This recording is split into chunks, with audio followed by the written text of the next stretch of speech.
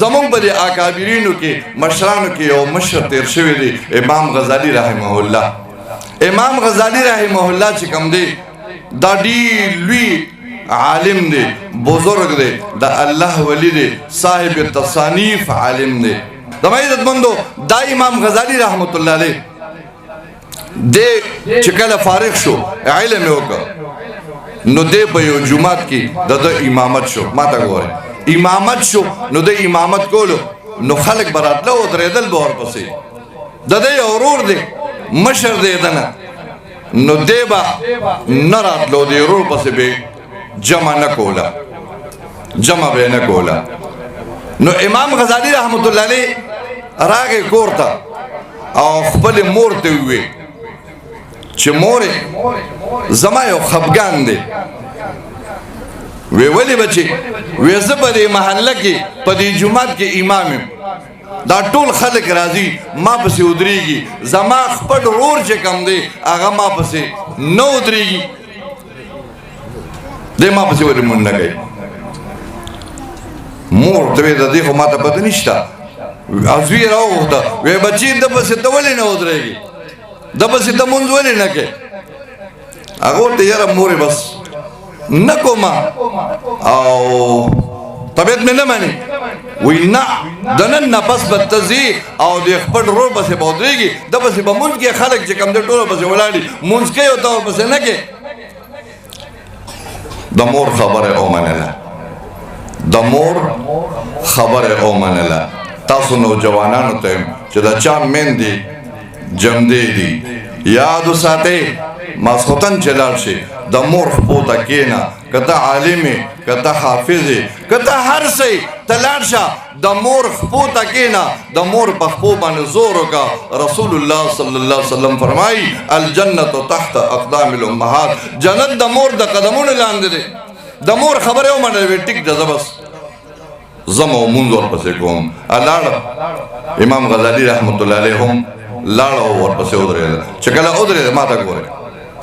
چې کله ودرېده 2 رکعته وشو، چې کله 3 رکعت شو نو د سلام واړو او راغی. خلکو وی د امام غزالی صاحب ورور راغلی دی او ورور پسې ولاړ دی، خو چې کله ده په 3 رکعت باندې سلام واړو او خلکو مونځ ختم کړو، یو یو ته ګوري بل بل ته ګوري، هلکه دا څنګه چل دی؟ ده دا په 3 رکعت باندې سلام واړو، 4 رکعته مونځ و 3 رکعته 2 رکعته وکړه په 3 سلام واړو. هغه ته هم پته ولګېږي چې مرور خو ما سره داسې کار وکړو. نو ډېر زیات خفه شو چې نه دې کول خو نه دې کوله، خو تا ما پسې 2 رکعته وکړه او 3 رکعت کې رانه لاړې، نو دا خو تا سره سوا کړم، تاسو وشرمولمه. نو چې کور ته راغې نو مور ته وایي چې مورې نور کله خو بیا راپسې مونږ نه کولو، خو نن خو راغې ستا په وینا باندې ما پسې ودرېده، خو 2 رکعته مونځ وکړې 3 کې سلام واړولو او راغې، نو دا خو زه کلي ته ډېر زیات کچه شوم او ډېر زیات رسوا شوم. مور ورته ویل که دا ولې؟ ما ته ګورئ مور چې کله دینداره وي، مور کله عالمه وي، مور منځګزاره وي، نو ابه د بچو تربیت کې زما د دې خبرې مقصد هغه دا دی چې مونږ او تاسو د دې خپلو ماشومانو بچو تربیت وکړو، دا عالم ته کښېنو، دا حافظ ته کښېنو، د باندې علم وکړو، د باندې خپل حق وپېژنو. مور دواړه زامن مخامخ ځان ته کښېنوله، ورته ویل لکه دا ولې؟ نور کله به دې مونځ وکړو جماعت ته وي نو مونځ یې شروع کړه، اوس په 3 رکعت کې سلام واړو. هغه ورته مورې اوسه پورې مې خبره نه کوله، اوس درته خبره کوم چې ما ده پسې کله نیت وتاړه نو د 2 رکعته خو خشوع او حضور سره وکړه، الله دې توجه باندې مونځ وکړه 2 رکعته، خو په 3 رکعت کې د ذهن د زړه یوې مسلې ته لاړه، د زنانو د بیماری او د حیض متعلق یو مسله وه، د ذهن هلته لاړه. ما چې کله د ده په زړه باندې توجه وکړه نو د ده زړه مانځه کې نو د ده زړه په هغه مسله کې ګرځېده، د زنانو متعلق څه مسله وه دی په هغې کې ګرځېده. اوس دا ورور یې زما عزتمندو د کوم علم خاوند دی، د کوم کشف خاوند دی چې هغه د ده په زړه باندې توجه کړه. ورور هم څه معمولي نه دی، دا کشف او علم او دا زمون بدی اکابرینو کې احمد علی لاہوری رحمت الله علیه په علم کشف باندې چې کوم دی یو معروف انسان دی یو کتاب دی 20 بڑے مسلمان هغه کې د لاہوری سے حالات لګي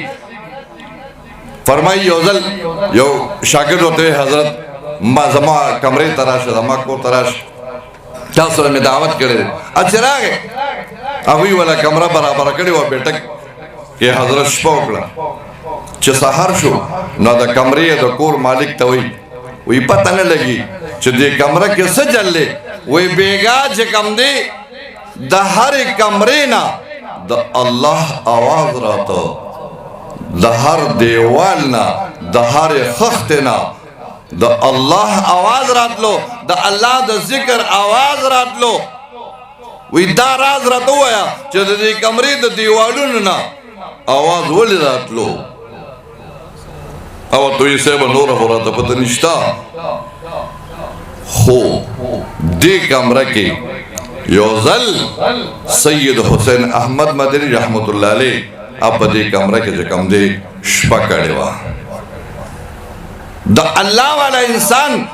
عالم او بزرگ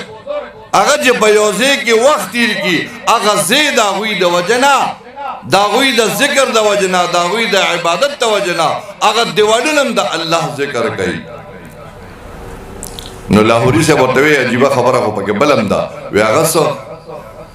وی د درې دیوالونو نه د الله आवाज راتلو د ذکر आवाज راتلو خو د یو دیوال نه د ذکر आवाज نه راتلو د دې سوال دا خبره ډیره زیاته قیمتي ده او کوم په سوچ وی د دې یو आवाज د دیوال نه आवाज نه راتلو او دوی د دې وجه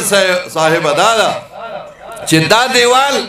چې کوم شپه سید حسین احمد مدنی رحمت الله علیه په دې